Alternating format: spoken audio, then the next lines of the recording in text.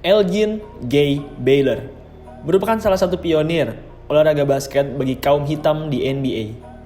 Selain pionir untuk para kaum kulit hitam, Baylor juga bisa dibilang merupakan small forward pertama yang berhasil menjadi bintang di NBA. Di era di mana big man sedang jaya-jayanya di liga, Baylor dan rekannya, Jerry West, saat itu berhasil mendobrak stereotip orang-orang dan berhasil memimpin Lakers.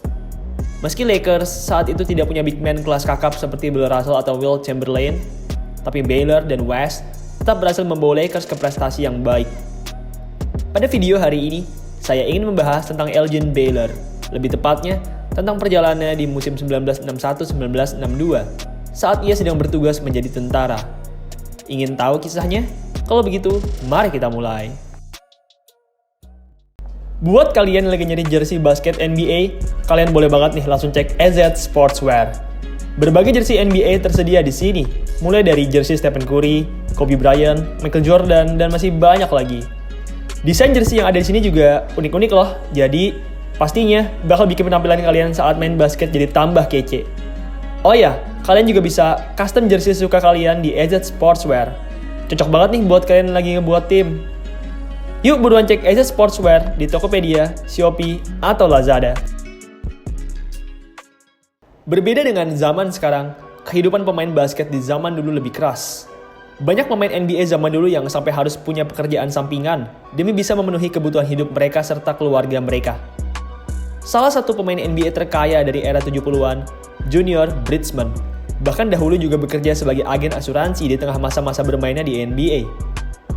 Salah satu pemain NBA zaman dahulu yang punya pekerjaan double adalah Elgin Baylor. Pada saat ia bermain di NBA, Baylor pernah bertugas di militer. Baylor sendiri memang sangat cocok untuk dijadikan tentara. Ia punya tubuh yang tinggi, tegap, dan tebal. Ya, Elgin Baylor ini termasuk pemain yang besar dan kokoh. Meski tidak memiliki tinggi seperti center atau power forward, tapi ketebalan badannya membuatnya mampu bersaing melawan para big man di NBA. Faktanya, Baylor pernah satu kali mencatatkan 20 rebounds per game. Itu merupakan rataan yang amat absurd untuk ukuran seorang small man. Pada musim 1961-1962, Baylor diwajibkan oleh atasannya untuk menjalankan tugas militer. Akhirnya, Baylor pun mau tidak mau harus sering absen dari pertandingan-pertandingan Los Angeles Lakers. Dari hari Senin sampai Jumat, ia harus menjalankan tugas militer di camp. Di tiap akhir pekan, para tentara yang saat itu bertugas diperbolehkan untuk liburan. Sebagian besar tentara mengisi weekend mereka dengan istirahat, pesta, atau bertemu dengan keluarga, tapi Baylor berbeda. Di tiap akhir pekan, Baylor memilih untuk bermain dengan Lakers. Jadi, usai latihan yang amat melelahkan di militer, di akhir pekan, bukannya istirahat, Baylor malah bermain untuk tim Los Angeles Lakers. Baylor sendiri memang merupakan seorang pria yang luar biasa. Meski saat itu aktif bertugas militer, tapi Baylor terlihat tidak kelelahan dan tetap tampil apik di NBA. Dalam 40 game yang ia lewati, Baylor masih mampu mencetak rataan absurd, yaitu 38,3 points dan 18,6 rebounds. Di musim tersebut, ia menjadi leading scorer kedua di NBA, di belakang Wilt Chamberlain yang mencatatkan 50 points per game, dan berada di urutan kelima dalam rebounds, di belakang center-center kelas kakap, yaitu Wilt Chamberlain, Bill Russell, Walt Bellamy, dan Bob Pettit.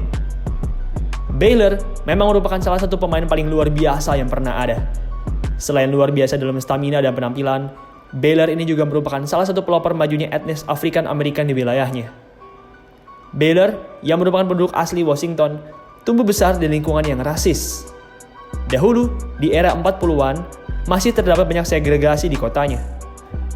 Saat masih kecil, Baylor berkata, orang kulit hitam dilarang menggunakan lapangan basket umum. Mereka harus menunggu sampai orang kulit putih selesai bermain. Mereka baru bisa bermain di malam hari, di saat orang-orang sudah tidur, dan yang pasti, di malam hari tersebut, mereka bermain tanpa penerangan yang oke. Karena masalah rasisme tersebut, Baylor pun jadi tidak bisa berlatih basket. Baylor sendiri baru benar-benar mengenal basket saat ia masih SMA. Saat itu, Baylor yang bersekolah di sekolah khusus orang kulit hitam juga mengalami kasus rasisme. Meski sekolahnya sangat jago, tapi sekolah mereka jarang sekali diperhatikan oleh para scouts dan tidak pernah diberitakan di koran besar. Bagaimanapun, karena Baylor merupakan seorang pemain yang luar biasa hebat, akhirnya Baylor pun berhasil dilirik, dan semenjak itu, orang-orang Amerika pun sadar bahwa orang kulit hitam juga jago dalam bermain basket. Baylor sendiri akhirnya bermain selama 14 musim dengan LA Lakers. Selama 14 musim tersebut, ia berhasil menjadi All-Star sebanyak 11 kali dan masuk ke NBA Finals sebanyak 8 kali. Sayangnya, meski telah masuk final sebanyak 8 kali, tapi Baylor selalu gagal mendapatkan gelar juara. Dari total 8 penampilan final tersebut, Baylor selalu kalah. Ia tercatat kalah sebanyak 7 kali melawan Boston Celtics dan 1 kali melawan New York Knicks.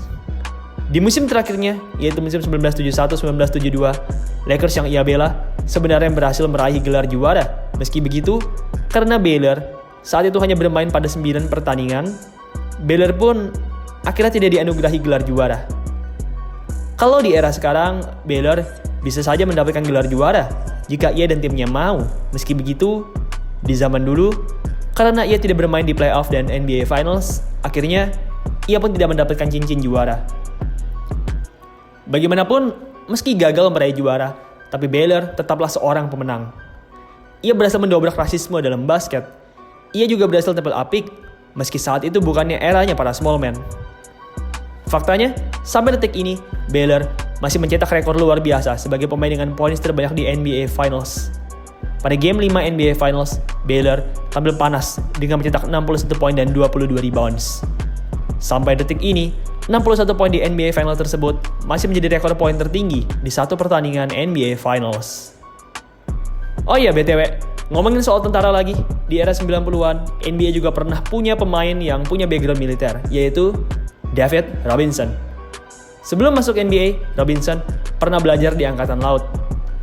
Meski begitu, Robinson akhirnya tidak bertugas aktif seperti Elgin Baylor. Usai lulus, Robinson aktif di Spurs dan tidak bertugas lagi di Angkatan Laut. Saat ini, legenda NBA yang pernah aktif di militer, Elgin Baylor, sudah tiada. Beliau meninggal pada 22 Maret 2021 yang lalu, di usianya yang ke-86 tahun. Meski meninggal, tapi legacy dan karyanya tetap teringat sampai sekarang. Baiklah, itulah tadi Elgin Baylor, seorang pemain NBA yang aktif di militer.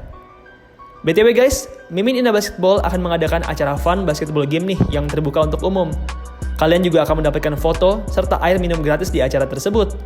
Untuk kalian yang tertarik, kalian boleh banget ya join WhatsApp grup Indah Basketball. Linknya ada di kolom deskripsi.